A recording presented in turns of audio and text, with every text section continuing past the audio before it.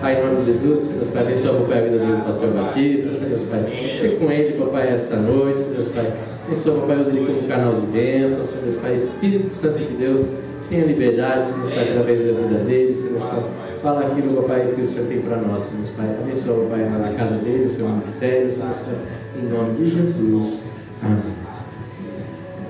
Boa noite, irmãos, graças e paz, Senhor, a todos. Os irmãos podem se assentar. Como diz o mineiro, saudade de vocês, velho. Aí tivemos aí quarta-feira, deu para rever alguns irmãos. 2 domingos seguidos nós, foi importante, fomos convidados para ministrar nos aniversários das nossas igrejas. Mas nós estamos por aí, viu? Não vamos sumir não, estamos perto. Enterrando matos, procurou e andando para um lado para o outro, mas nós estamos por aí, auxiliando sempre a vida do reverendo Radilson na administração dessas duas igrejas, amém? O que vocês precisarem, continuam com o mesmo número de telefone, mesmo endereço, mesma casinha está lá, vocês podem me procurar, que eu tenho todo o prazer em atendê-los e nós continuar conforme foi falado no primeiro cântico, em comunhão e em irmandade, amém? Deus tem uma palavra de renovo para nós nessa noite, mas todas as vezes que nós nos posicionamos diante de Deus para ouvir ou para ler a sua palavra, nós necessitamos entender que antes dele renovar as nossas vidas, nós temos que nos posicionar, nós entendermos onde que nós estamos e como que nós estamos. É muito importante isso. Para isso eu quero convidar você a abrir a sua Bíblia no livro das Lamentações de Jeremias, no capítulo 3, a partir do verso 19. Lamentações de Jeremias, capítulo 3.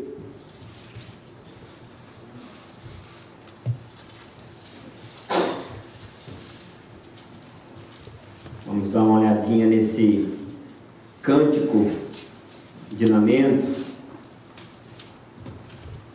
para nós tirarmos algumas lições, para nós vivermos um pouquinho mais com esperança nessa noite e nesses dias que tem se abatido sobre o planeta Terra. Quem encontrou, diga amém. Não encontrou, diga misericórdia.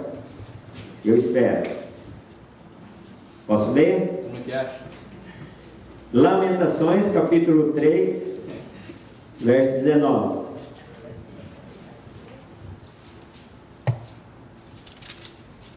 Show aí?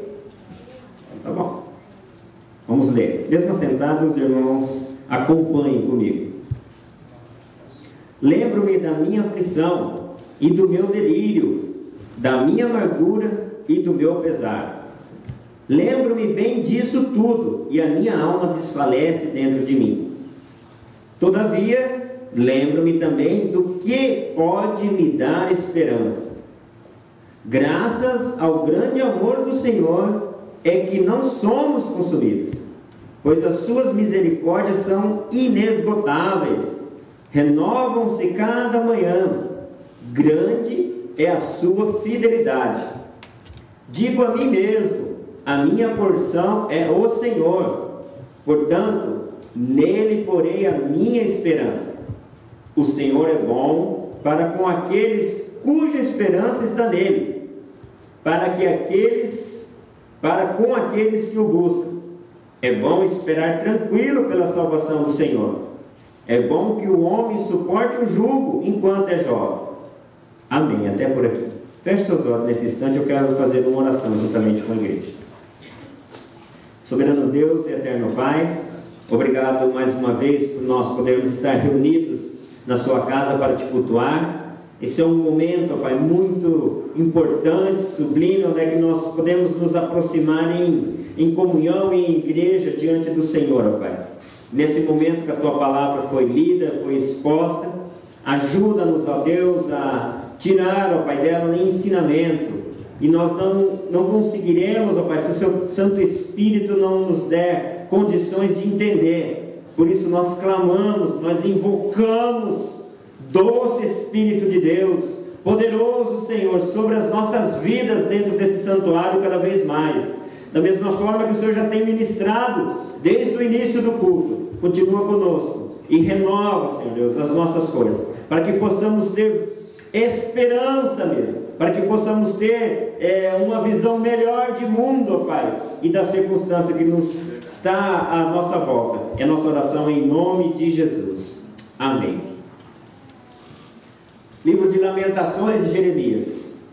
O título em hebraico desse livro é a indagação como,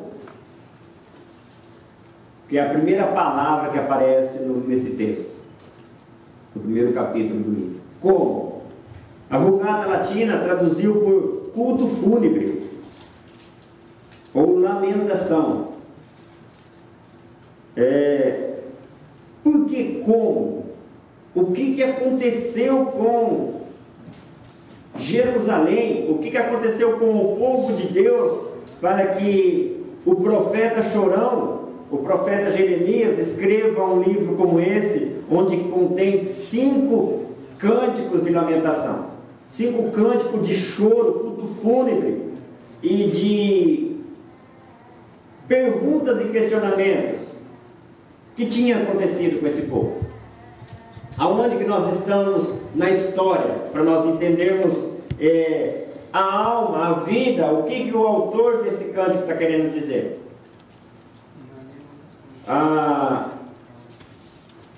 O povo de Israel, ele é um povo aliançado com Deus, um povo que tem pacto, aliança com o Deus eterno, e Deus trabalha dessa forma com a raça humana.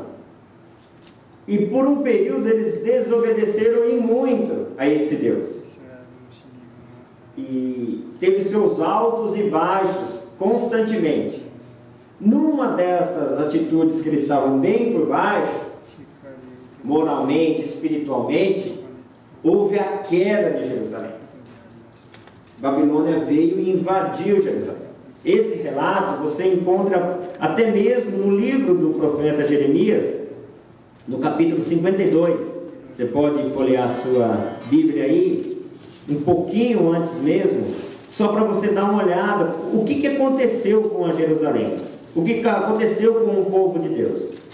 A propósito, já tinha sido separado a grande nação, Israel, as suas 12 tribos, já estavam separados, o reino do norte, que tinha a capital como Samaria, já tinha sido levado cativa pelos assírios.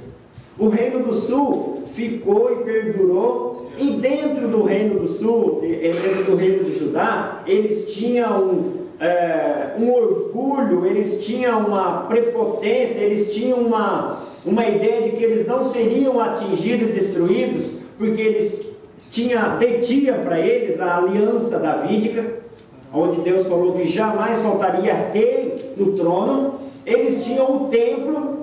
Eles falaram: você acha que Deus vai deixar o templo ser destruído? Eles tinham a arca, ou seja, eles estavam com tudo. E tinha a proteção de algumas nações aliadas, como o Egito. Mas eles não tinham o mais importante, que era a comunhão plena com Deus. Veja bem o que diz o capítulo 52, a partir do verso... Vamos ver no primeiro. Eu vou lendo alguns versículos para nós entendermos o pano de fundo dessa história. Zedequias tinha 21 anos quando se tornou rei, reinou por 11 anos em Jerusalém. O nome da sua mãe, blá, blá, blá, blá, blá. Verso 2. Ele fez o que o Senhor reprova, assim como fez Joaquim. A ira do Senhor havia sido provocada em Jerusalém e em Judá, de tal forma que ele teve que tirá-los da sua presença. Zedequias se rebelou contra o rei da Babilônia. Então, no 9º ano do reinado de Zedequias, no 10º mês, Nabucodonosor, rei da Babilônia, marchou contra Jerusalém com todo o seu exército.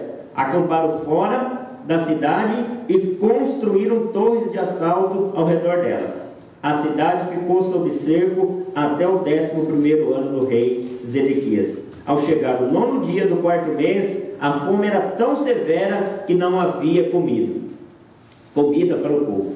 Então o muro da cidade foi rompido, certo?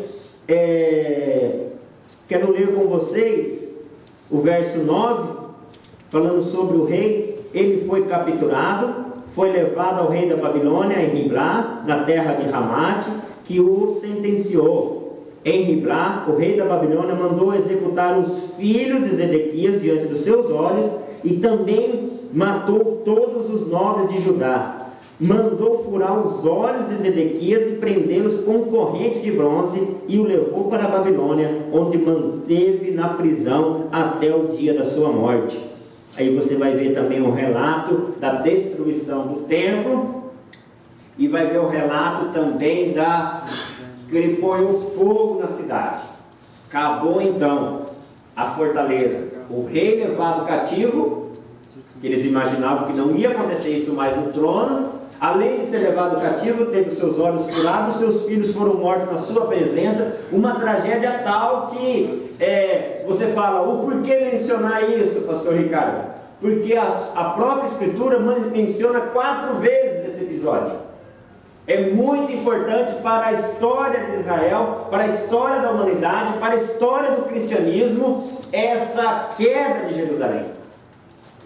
Essa queda o que aconteceu com o povo da aliança por ter se rebelado contra Deus. Deu para entender o que estava acontecendo para ele lamentar, para ele chorar dessa forma? Jeremias estava chorando, o profeta estava chorando, porque tinha esperança também para esse povo. Será que havia esperança? Será que tinha onde se apegar ainda para uma futura restauração? É isso que nós vamos ver um pouquinho nessa noite. O que pode me trazer esperança? Responda após mim. O que pode? Vamos, repete. O que pode me trazer esperança? Será que às vezes nós não nos achamos assim? Numa terra tão longínqua, terra distante dos nossos pais, da nossa família, e passa-se uma crise, outra, quando parece que vai melhorar, estamos aí à beira de uma outra crise, e parece que nós não conseguimos aqueles sonhos e objetivos de retornar, ou uma tragédia bate à nossa porta, ou sei lá, sonhos e planos são frustrados. O que pode nos trazer esperança então? Eu tenho percebido um povo muito sem esperança, sem perspectiva, sem como caminhar aqui. Nós às vezes ficamos questionando, eu sou um questionador, eu fico me perguntando, às vezes eu fico em silêncio. A Vanessa é prova disso, nós trabalhamos juntos, ela percebe que às vezes eu fico quieto, as pessoas às vezes querem conversar, e tem momentos que eu fico no meu silêncio, mas questionando por que tantas adversidades, às vezes, no meio do povo de Deus. Lá fora você não precisa perguntar, você não precisa perguntar por que lá fora, mas por que no meio nosso. Será que nós não tínhamos algumas relíquias como o templo? Será que nós não ostentamos algumas coisas que achamos que isso vai ser uma roldão à nossa volta, vai ser alguma coisa que vai nos blindar? Nós somos detentores da palavra, nós somos detentores do Espírito Santo, nós temos o que é necessário para nós. E de repente, calote. De repente a glória se foi e nós ficamos reunidos com uma congregação de pessoas. Aí vem o desespero. A pior coisa que tem, irmãos, é nós termos uma religião fria. A pior coisa que tem, irmãos, nós nos reunimos às vezes para cultuar, mas nós não viemos para cultuar. Às vezes nós nos reunimos num santuário como esse, mas por outros objetivos. Encontrar alguém, encontrar o pastor, senão vai me ligar, o presbítero, alguém vai me ligar, aí eu preciso ir naquele domingo ou naquele sábado. Não. O que pode nos trazer esperança? Primeira coisa, refletir a circunstância. Nós refletirmos a circunstância, ou seja, analisar o motivo pelo qual nós estamos passando por uma crise ou uma adversidade. Jeremias pregou 40 anos a queda e falava: arrependam-se, arrependam-se.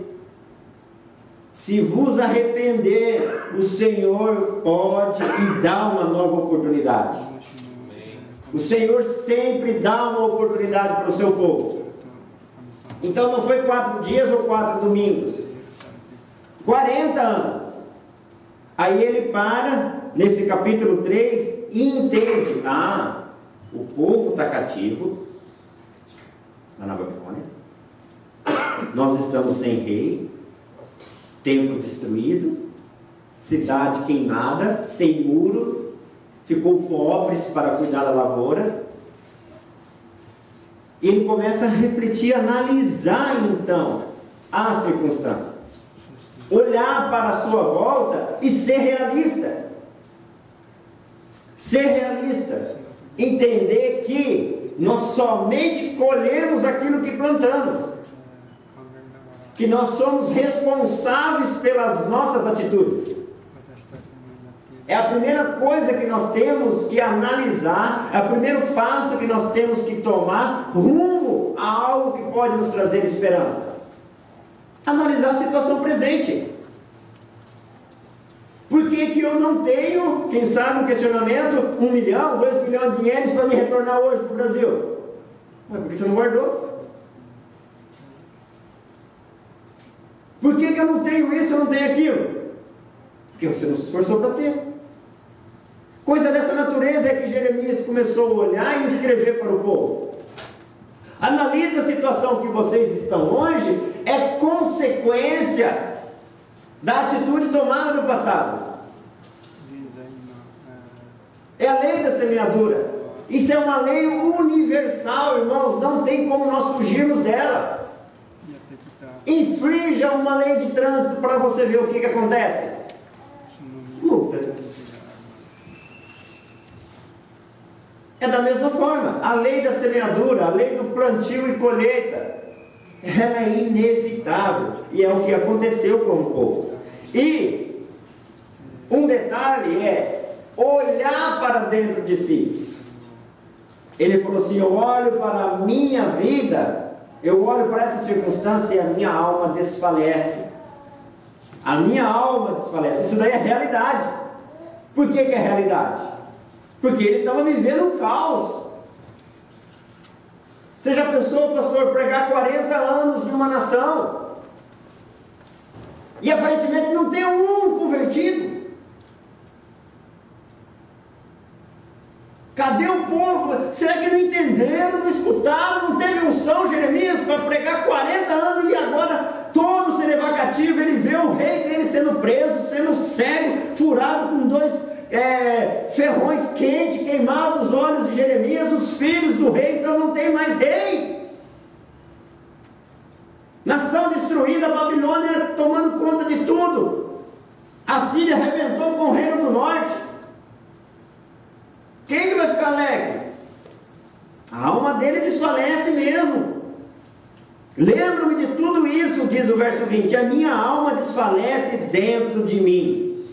Olharmos, irmãos, para a circunstância e ter a realidade é uma válvula propulsora, irmão, para nos jogar para cima. Eu não estou falando para você viver deprimido, olhar para as mazelas da sua vida, do passado, até mesmo do presente, olhar para aquilo que você cometeu de errado e começar a se lastimar e falar: é mesmo, eu sou um derrotado, eu sou uma pessoa que não tenho perspectiva de vida, eu errei muito, a minha família errou. Não é isso, é analisar friamente e ver a posição que está, o porquê que chegou ali, mas não ficar ali. Esse é o diferencial, não ficar ali naquela situação. Por que não ficar ali? Ao analisar essa circunstância, Jeremias entra de uma forma diferente agora. Ele não foi soberbo, ele não ignorou a situação que estava vivendo, o motivo porque chegou até ali. Porque, irmãos, ele estava também nessa situação. Deus não poupou ele 100%. Ele era considerado uma pessoa cativa também. Jeremias também estava no bolo. Então, ele, diante de tudo isso, a consciência, ele trabalhando isso, que dentro dele soou uma responsabilidade, um ar de responsabilidade por causa da tragédia, faz ele nos dizer o verso 21: a minha alma desfalece, porém, todavia, contudo, lembro-me também do que pode me dar esperança. Ou seja, não vou viver somente em cima da tragédia. Eu lembro-me de algo que pode me dar esperança. Tem algo ainda que pode me dar esperança. Algo que pode mudar toda essa circunstância. A consciência da misericórdia de Deus e a compaixão e a fidelidade fizeram a esperança nascer no coração do profeta. Fizeram nascer da alma dele. E a sua reflexão sobre as dificuldades tornou-se em uma confissão de fé. Qual foi a confissão de fé?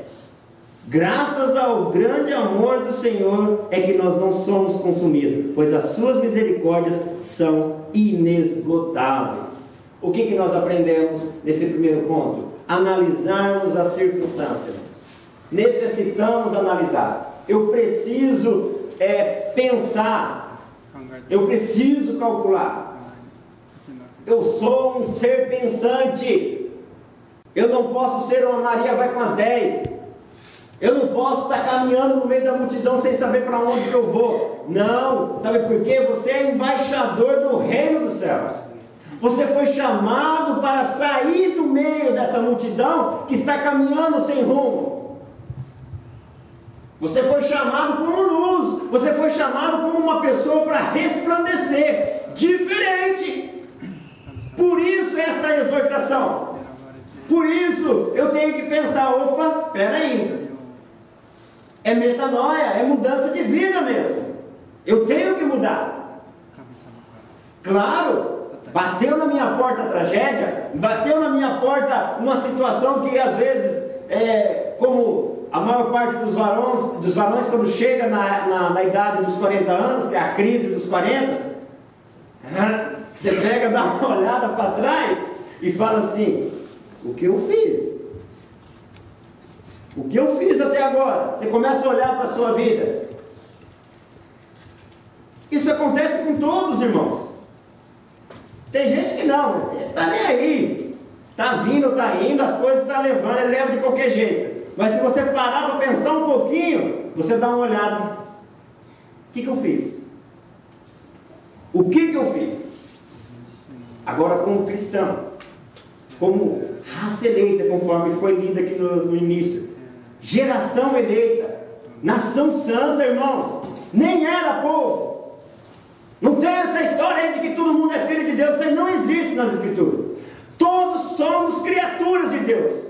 Filhos são os eleitos, são os salvos, são os chamados que aceitam essa eleição, que aceitam esse chamado e vivem na luz. Não é o que as pessoas acham, é aquilo que está escrito sobre você, é aquilo que Deus cravou sobre as nossas vidas. Somos uma raça diferente mesmo. Para tanto, nós temos que analisar então friamente. Eu tenho a mente de Cristo, eu tenho um Espírito Santo dentro de mim, eu não posso ser mais um bobalhão. Eu tenho que tomar atitudes sábias. E a primeira é analisar a circunstância que eu esteja vivendo. Como que eu estou vivendo? Tenho condições de enfiar um cartão lá naquela máquina do banco e sacar um dinheiro? Não. O que aconteceu? Não está trampando? Começa daí a regredir. Mas eu fiz, então, calma lá então, presta atenção no que você está fazendo. Eu não tenho condições de chegar em casa e ter uma família saudável. Quanto tempo de cristianismo? Antes de saber da ignorância, aí não tem como mesmo. Mas desvendado os olhos do seu entendimento, caminhando na luz, temos que começar a fazer um xizinho nessas mazelas, irmãos. Nós temos que começar a vencer, romper essas barreiras. No mundo tereis aflições, mas eu venci. Ou seja, eu vou estar com vocês para vocês vencer elas também. Vai vir sobre a sua vida. Mas esse power, esse poder sobre as nossas vidas para vencermos. Vamos analisar então onde nós estamos. Segundo passo para nós, o que é entendermos o que pode trazer esperança, é entender a misericórdia de Deus. Do verso 22 ao 24, ele vai relatar o que é a misericórdia de Deus. É graças a esse grande amor de Deus que nós não somos consumidos. Por que ele fala isso? Porque ele está vivo. Porque ele está vivo. O grande amor de Deus poupou ele e poupou os leitores dele.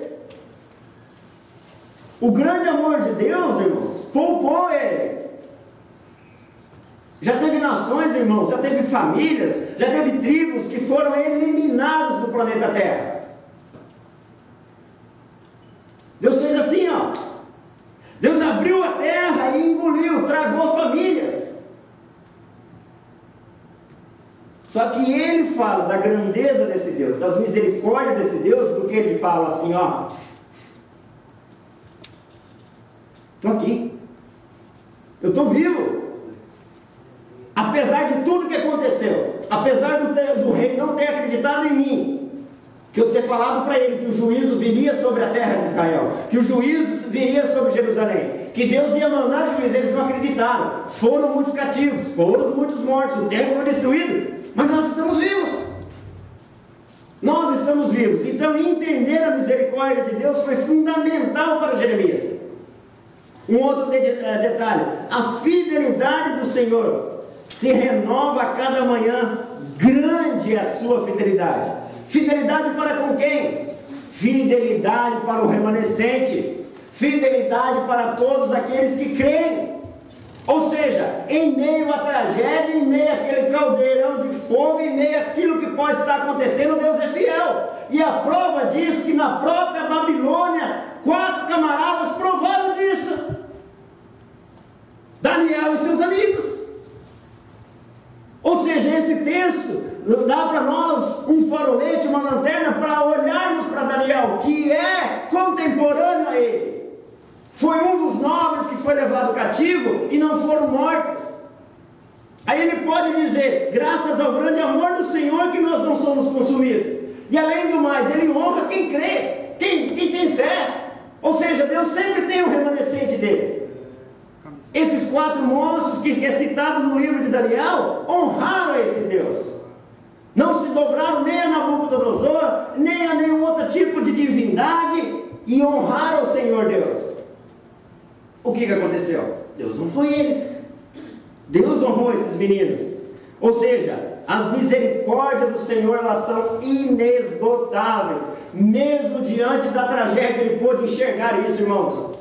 Mesmo diante de toda aquela circunstância difícil, ele pôde enxergar isso, porque ele tomou o primeiro passo, ele analisou, ele não omitiu o erro da nação, ele não omitiu o erro do rei, consequentemente o erro dele, mas ele não ficou lastimando, ele não ficou lá mexendo com lixo, ele não ficou lá, é verdade, que coisa ruim, que coisa difícil, o mundo está assim mesmo, o mundo está perdido, os filhos estão todos perdidos, ninguém mais escuta nada. Para com isso. Para com isso. Identificar o erro é uma coisa, viver em cima do erro é uma burrice, é uma estupidez. E ele falou, não, mesmo nessa circunstância eu posso enxergar algo diferente. Mesmo diante disso, o que ele pôde enxergar diferente? As misericórdias do Senhor, que se renova a cada manhã. Ela se renova, ou seja, amanhã eu posso acordar e saber que Deus pode fazer assim em toda circunstância diversa. Amanhã Deus pode fazer assim e restaurar Israel, restaurar Jerusalém. Amanhã Deus pode fazer assim e levar o povo de volta e reconstruir o templo como reconstruiu. Constituir um rei. Outra, ele prometeu um rei e esse rei vai vir no trono de Davi. E veio o Senhor Jesus. Então, irmãos, olhar para as misericórdias de Deus e entendê-las faz a diferença. Porque entendemos. Por que entendemos? Quem sabe nós falamos de misericórdia, de benefício de Deus, como ele cita aqui, amor, né? Bondade. Olha o verso 25 como ele é enfático. O Senhor é bom para com aqueles cuja esperança está nele, para com aqueles que o buscam. Ou seja, também tem um detalhe de buscar esse Deus, buscar, confiar nesse Deus no meio da tragédia. Você já percebeu que quando as coisas estão meio difíceis para nós, como nós ficamos mais íntimos de Deus? Verdade, Rodrigo? Concorda comigo? Faz eco com essa palavra? Eu posso fazer eco com essa palavra. Quando aperta, irmão, quando você está com aquela angústia na alma, quem sabe não precisa nem ser uma situação física adversa.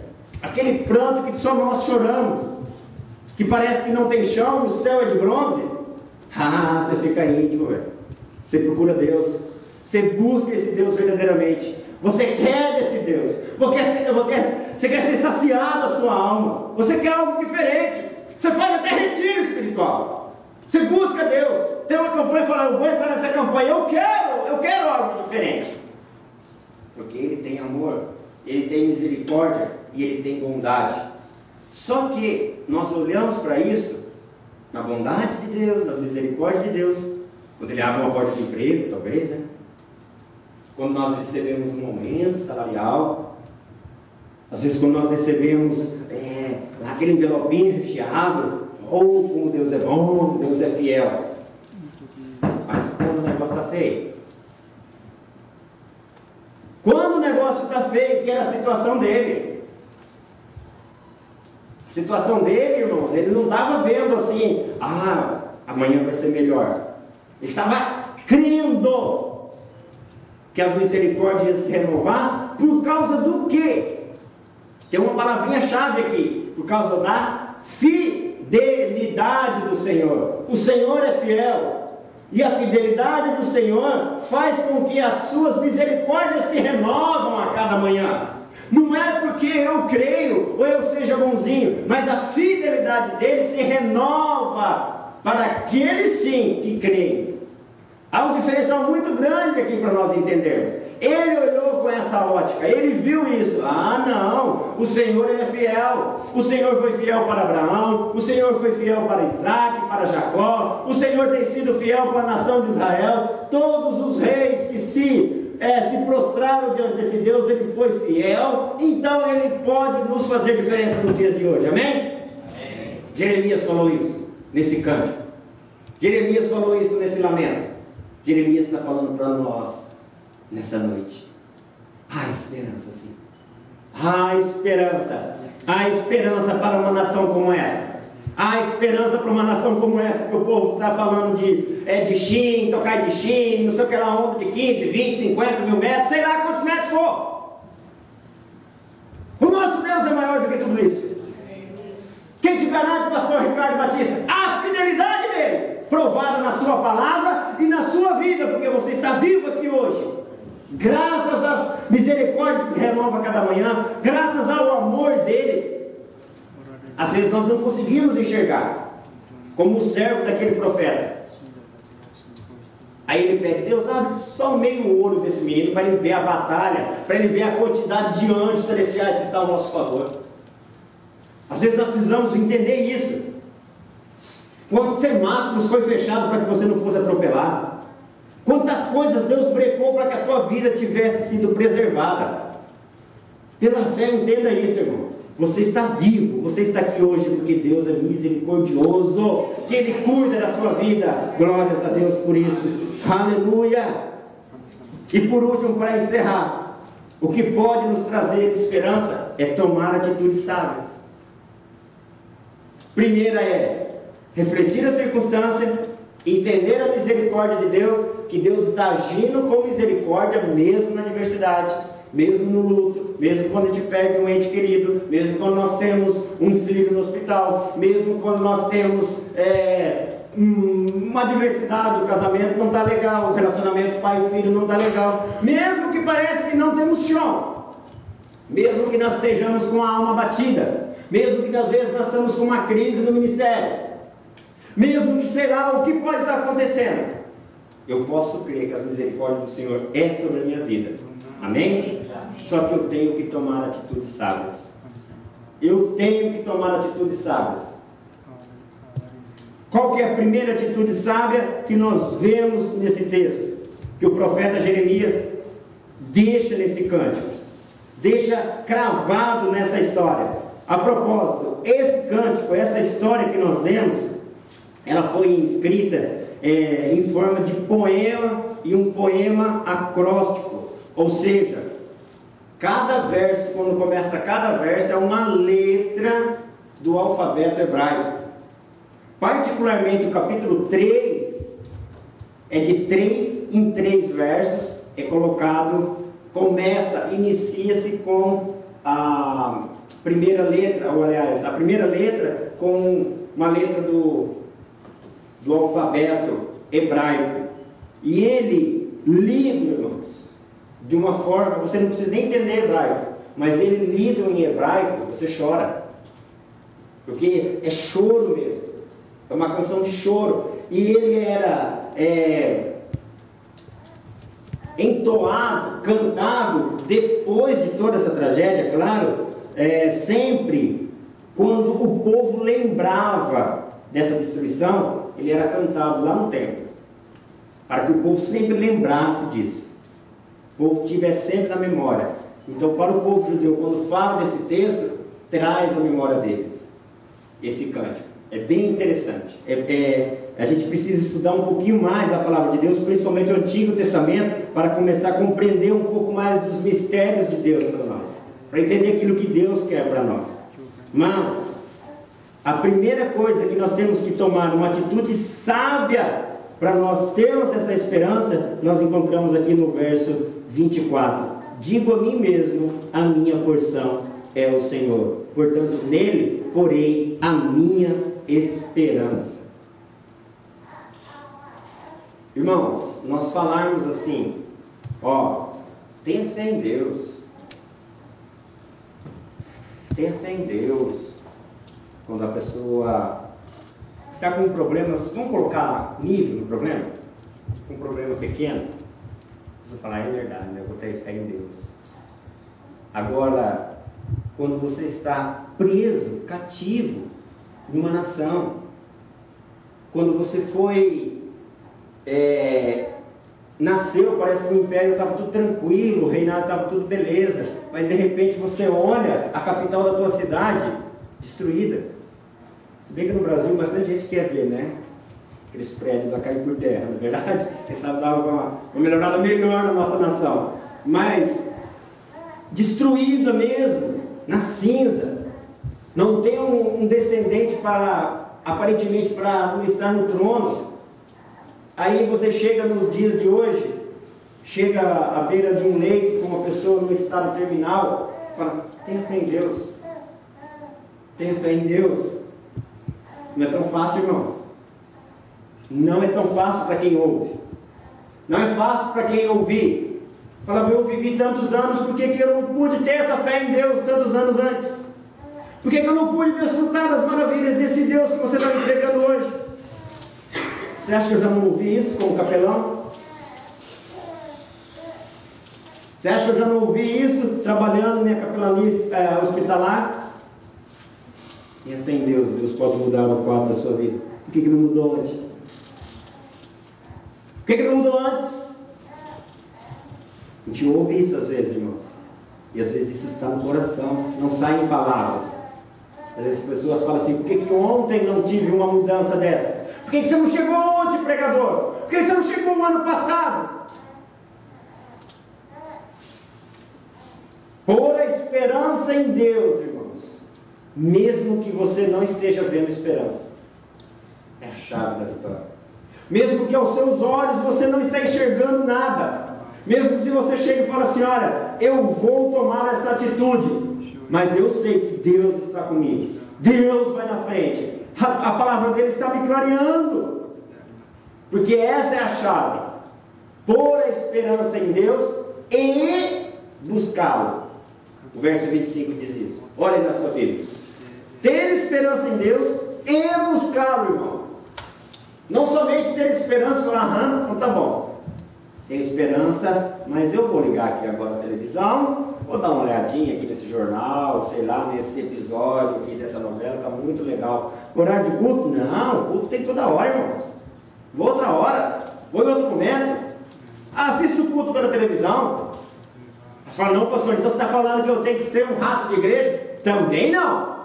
Tem gente que não sai da igreja e não tem a vida transformada. Não é isso que eu estou dizendo. É buscar com todo o seu íntimo, com todo o teu ser. É o que diz ali, ó. O Senhor é bom para com aqueles cuja esperança está nele, para com aqueles que o buscam. Buscar a Deus com toda a sua alma, com todo o seu entendimento, com todas as suas forças. Buscar a Deus com café, como nós dizemos, né? Coração, alma, força e entendimento. Todo o seu ser, com tudo aquilo que você tem. É você se despejar daquilo que você acha que você é e entrar no plano de Deus. Essa era a solução para a nação de Israel que estava cativa na Babilônia. Essa é a solução para nós que às vezes estamos cativos em nossos pensamentos fúteis, em nossa vidinha mesquinha, pensando que Deus é um Deus de favor, só porque eu chorar, só porque eu vim na igreja Ele vai me fazer isso. Não!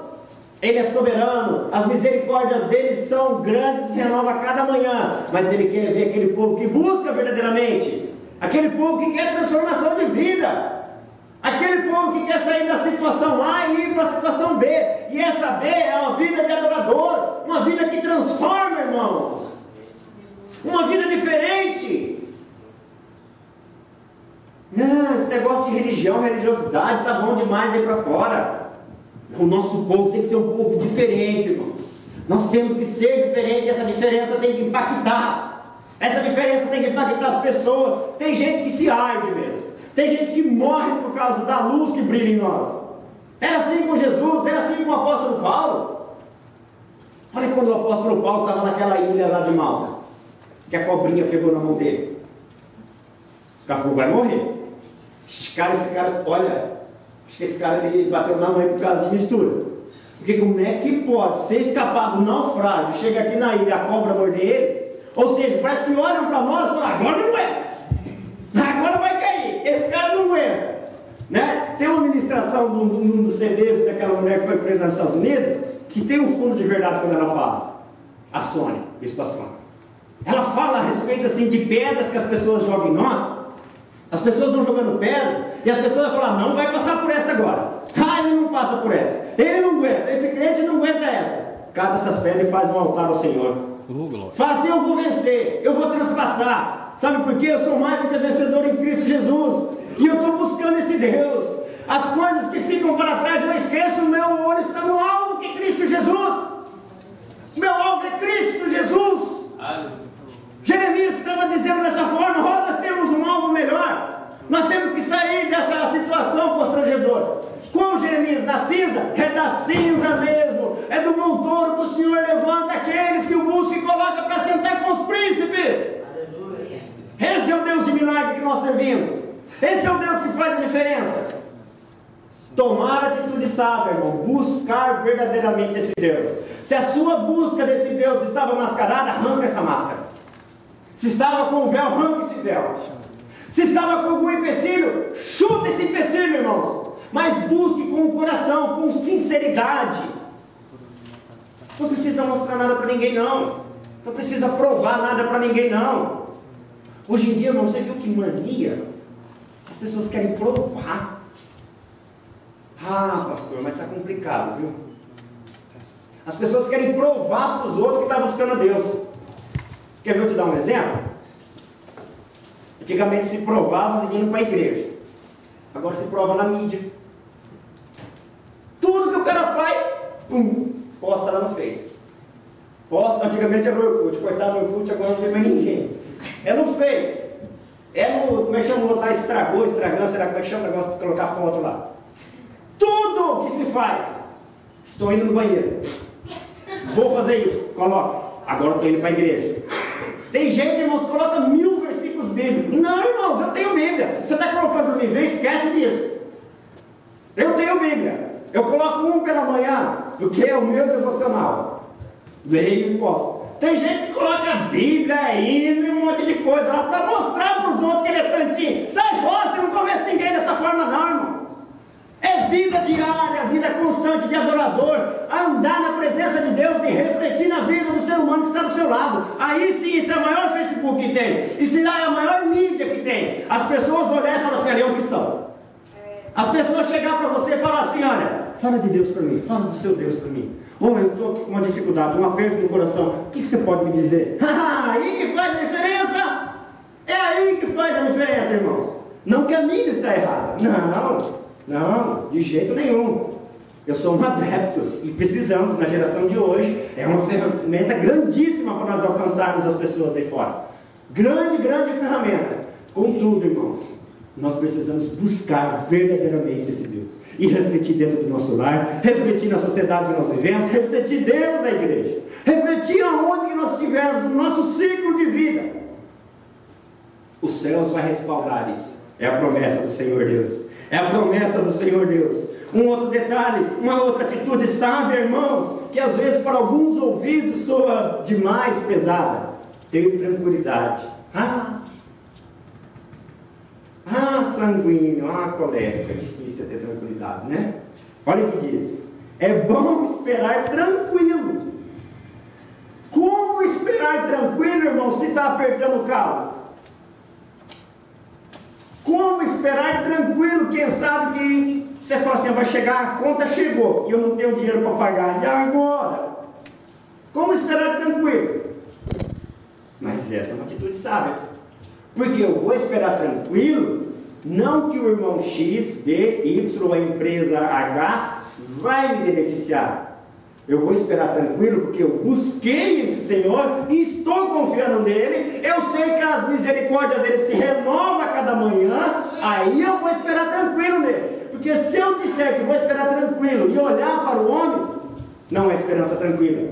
Porque o homem falha. As pessoas vão falhar comigo. Aí se as pessoas falhar comigo, às vezes eu vou falar, aquele pastor falhou, o presbítero, o irmão, a irmãzinha de oração, a irmã fulana falhou comigo, né? Estou aqui, ela falhou. Quem mandou você confiar nela? Confia no Senhor teu Deus e busca Ele. Busca Ele. Aí sim, espera tranquilo. Está difícil. Isso não é hipocrisia, viu? Isso não é hipocrisia. É você chegar e falar assim, está difícil. Eu sei que está difícil, mas eu vou esperar no Senhor. Eu vou esperar no Senhor. O diferente é, o cara está numa situação que está lastimável. Como é que está, irmão? Bem, beleza. Tá certo que não é para qualquer um que você pode falar das suas dores. Não é para qualquer um que você pode falar das suas dores. Mas seja franco com um amigo. Seja franco com o seu pastor. Seja franco com as pessoas que você pode ser franco. Pastor, o trem está difícil, mas estou caminhando. Tenho fé que Deus vai renovar as minhas forças. Tenho fé que Deus vai curar. Tenho fé que Deus vai levantar. Tenho fé que Deus vai fazer a diferença na minha vida. É dessa forma. Crê com tranquilidade. Às vezes nós não somos tranquilos. Uma outra atitude, que é bem particular para essa geração que estava lá, é suportar o jugo enquanto é moço. Porque os velhos, os que não foram mortos porque eram soldados, os que não ficaram lá em Jerusalém carpindo, que eles largaram o povo para cultivar lá em Jerusalém, quem foi levado para a Babilônia e conservado foi os jovens, foi os moços. Lembra dos 4? É aquela geração.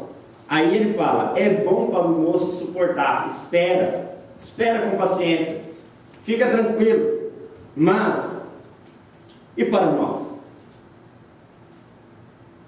Para que nós podemos trazer uma aplicação para nós, o Senhor não coloca um peso, um jugo maior do que você não possa suportar. Uma atitude sábia é suportar quietinho. É suportar quieto. Espera que o Senhor dê salvação para você. Amém? Falando em salvação, uma outra atitude é crer na salvação, no livramento do Senhor. A palavra salvação aqui tem um sentido duplo. Primeiro é livramento. Crer no livramento do Senhor. O Senhor me livra eles das mãos de Nabucodonosor. Ora sim, ora não, daqui a pouco o Senhor vai livrar, porque era a promessa dele. A promessa dele era 70 anos. A promessa dele é uma geração estar cativa lá, por desobediência. Quem sabe Deus tem tido uma promessa para a sua vida. Deus já falou para você. Deus já conversou com você. Cria nesse Deus e espere com paciência. Feche seus olhos, curva a sua cabeça nesse momento. Olhe para você mesmo e você vai ficar deprimido. Olhe para a circunstância e você vai ficar angustiado. Mas olhe para o Senhor e você vai ser abençoado. O que pode me trazer esperança nessa noite? O que pode trazer esperança para nós? Cristãos, homens e mulheres que vivem no meio de uma geração corrompida, vivem no meio de um país opressor, onde é que as pessoas vivem querendo ganhar das outras, seja na fábrica, seja em todo lugar, querendo ser melhor, querendo ser reconhecida. É refletir a circunstância, entender a misericórdia de Deus e tomar atitudes sábias. Deus, no nome de Jesus, as esperanças do teu povo, Senhor Deus, tem que estar vivas, Senhor amado, vivas por causa da promessa do Senhor. Pai, eu tenho acreditado nisso, eu tenho confiado que a misericórdia do Senhor se renova na minha vida a cada manhã, Pai. A cada manhã que eu acordo, Senhor Deus, a cada manhã que eu tenho condições de me levantar, eu tenho condições de me alimentar, ou eu tenho condições de ir trabalhar, muito obrigado, porque isso são as suas misericórdias, porque isso, Senhor Deus, é o amor do Senhor que é infinito pelo seu povo, Deus. Deus, nessa noite como igreja nós queremos te agradecer por isso, Jeová Deus. Oh, aleluia! Vamos ficar de pé, irmãos, e vamos proferindo palavras de agradecimento a esse Deus. Vamos nos posicionando diante desse Deus como pessoas que suportam, às vezes, o peso, suportam a adversidade da vida, mas crê no soberano Deus, aleluia. Deus renova as nossas forças, ó Pai, para caminhar. Se você entrou nesse santuário hoje e precisa de um renovo do Senhor, aleluia.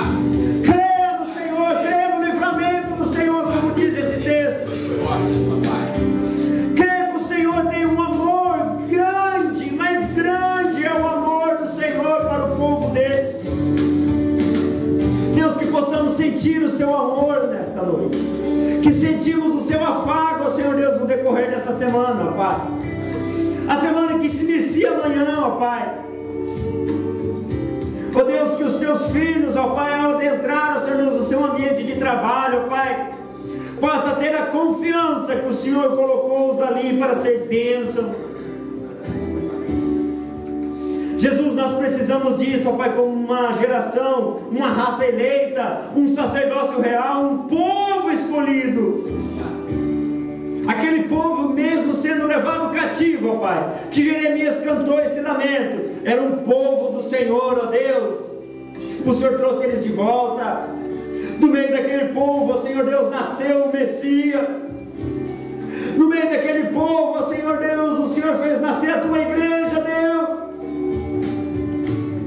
Então não tem situação adversa que vai apagar o brilho do teu povo, Senhor Deus.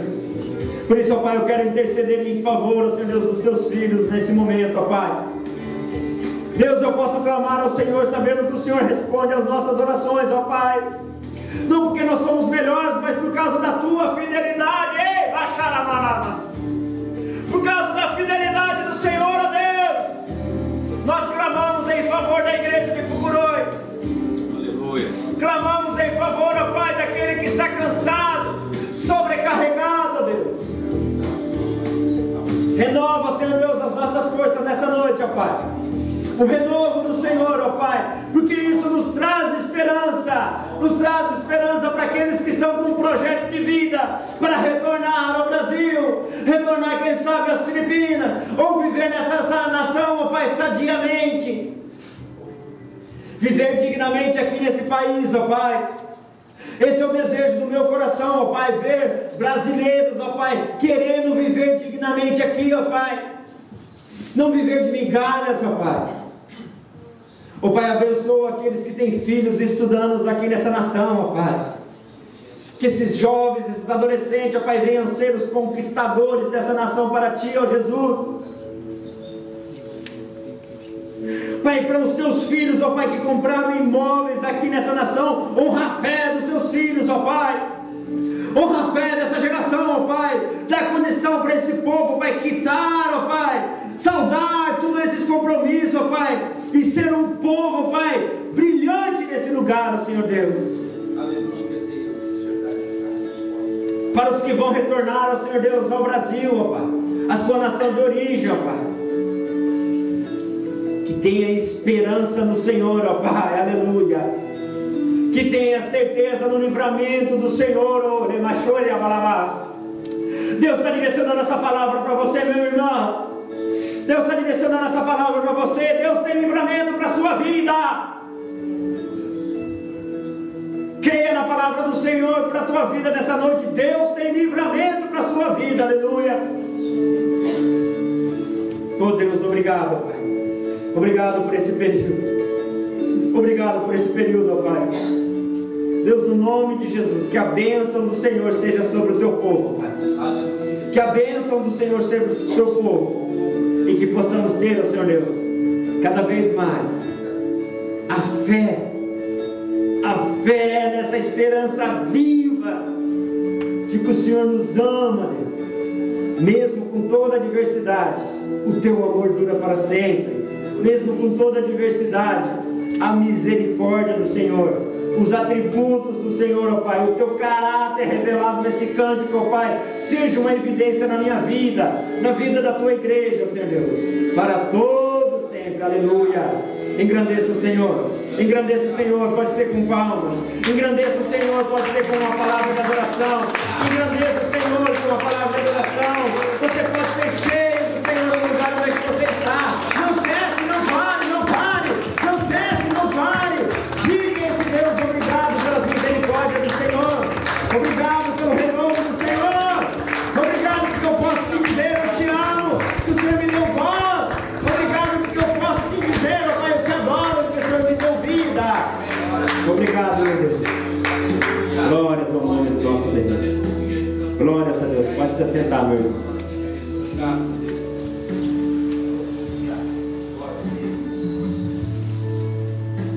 O que pode me trazer esperança? Olha para a sua vida, vê o que você está vivendo. Entenda a misericórdia do Senhor à luz desse texto. A misericórdia dele dura para sempre, não é momentâneo, não é por conta gotas. E às vezes Deus disciplina aqueles que Ele ama. O povo estava cativo por causa de uma disciplina. O povo foi levado daquela forma como meio de disciplinas. A misericórdia do Senhor, ou melhor, a disciplina do Senhor faz parte da misericórdia, porque Ele só disciplina quem Ele ama. Então, se às vezes você está passando por um aperto, abre seus olhos espirituais. Pode ser um meio de Deus estar tratando com a sua vida. Então, refletir na circunstância te ajuda muito, Deus. Entender a misericórdia te ajuda muito, e tomar atitudes sábias muito mais ainda. Amém? Que Deus abençoe a todos. Fica o nosso abraço e nós estamos por aí. Presbítero Fabiano, glórias a Deus.